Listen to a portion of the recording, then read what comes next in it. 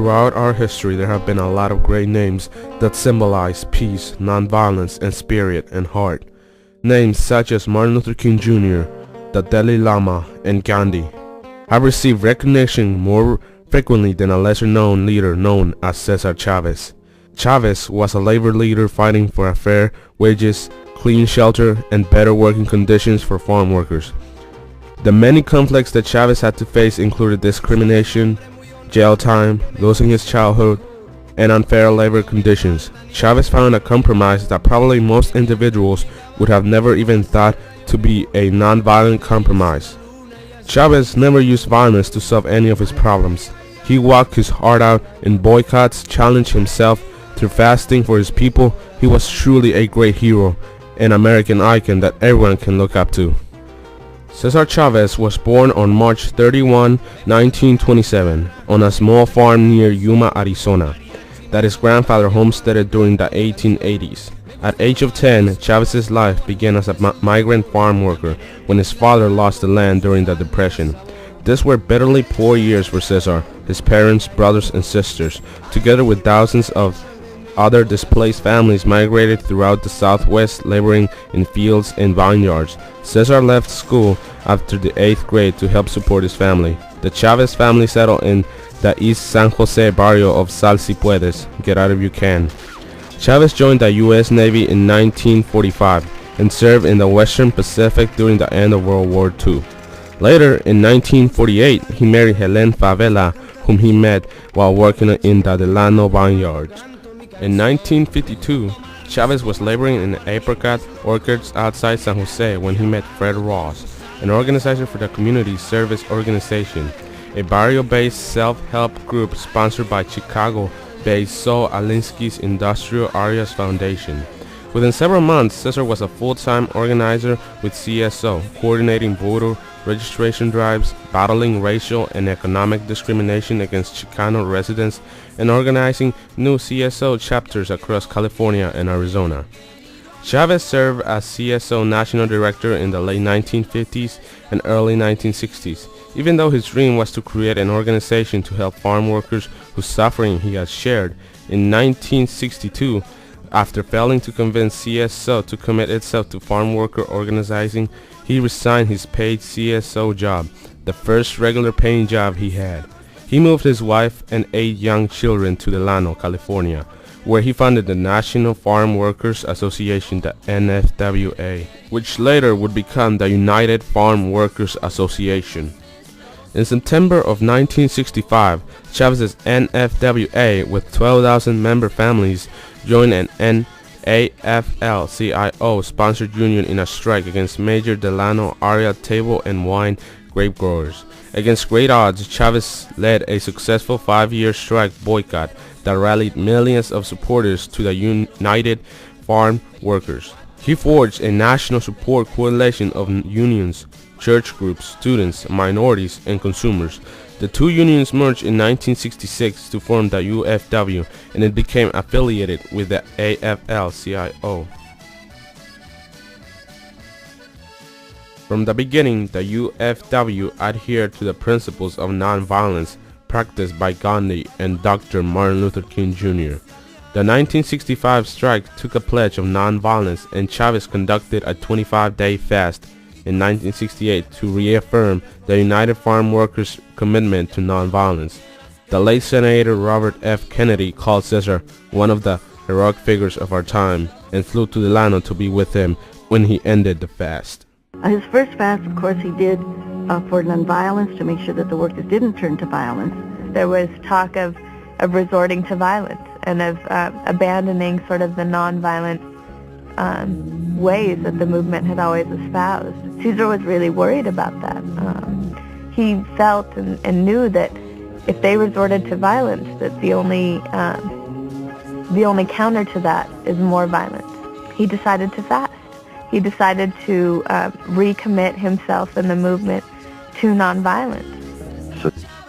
Tensions were getting higher and higher, so Chavez thought the only way to stop it was to go on a fast.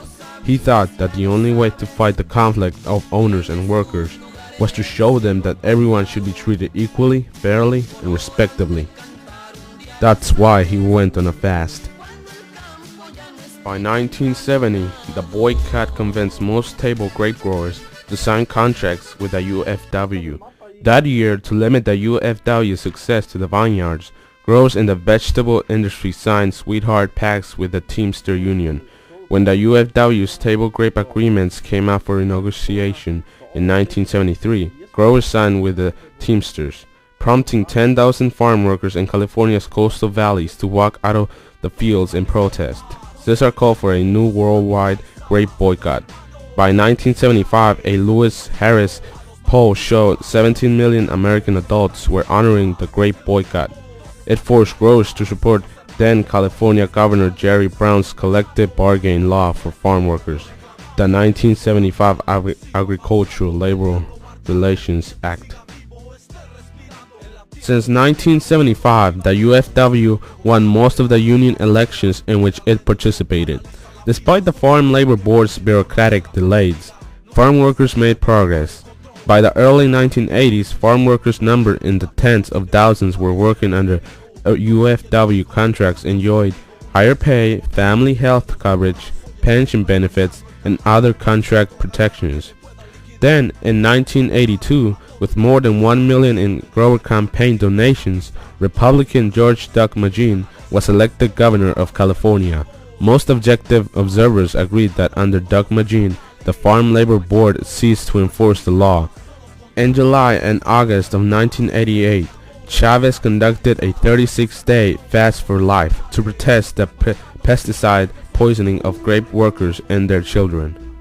Whenever Cesar started getting a little chunky and eating a lot of bread, we'd say, uh-oh, we got to keep an eye on this guy because it looks like he's ready to pull another fast. So he did the third fast in Delano, and this one was around the pesticide issue when so many farm worker children were dying. In 1991, Cesar received the Águila Azteca, the Aztec Eagle, Mexico's highest award presented to people of Mexican heritage who have made major contributions outside of Mexico. Chavez lived with his family since 1970 at La Paz in Kinney, California. The union's headquarters in Kern County's Tehachapi Mountains, east of Bakersfield. Like other UFW officers and staff, he received subsistence pay that didn't top $5,000 a year. Cesar Chavez passed away on April 23, 1993, at the age of 66. More than 40,000 people participated in Cesar's funeral in Delano. He was laid to rest at La Paz in a rose garden at the foot of the hill he often climbed to watch the sunrise. On August 8, 1994, Cesar became the second Mexican American to receive the Presidential Medal of Freedom, the highest civilian honor in the United States. The conflict was between the immigrant farm workers who were being treated unequally and unfairly. Workers were given very poor pay for their hard work. Owners gave workers destroyed housing, and sometimes they didn't provide housing for the workers at all. To top it, if a migrant worker were to show force, he was fired, abused, or worse, killed. The compromise was Cesar Chavez and his non-violent movement, which told workers to never show force against the owners. Chavez never gave up on the idea of one day having everyone being equal and workers treated with respect for their hard work. And to prove that he was determined, Chavez would jeopardize his own life with the strikes, marches, fasts, and boycotts. Cesar Chavez was a soldier and was always ready for war. He had his armor and weapons. Only difference though was that his armor was his own clothes, ready to walk out in the fields and protect anyone and everyone. And his weapons were his heart and love for everyone to be treated equally, with respect and love. Cesar Chavez was a great leader, a great man, a great hero that will never be forgotten.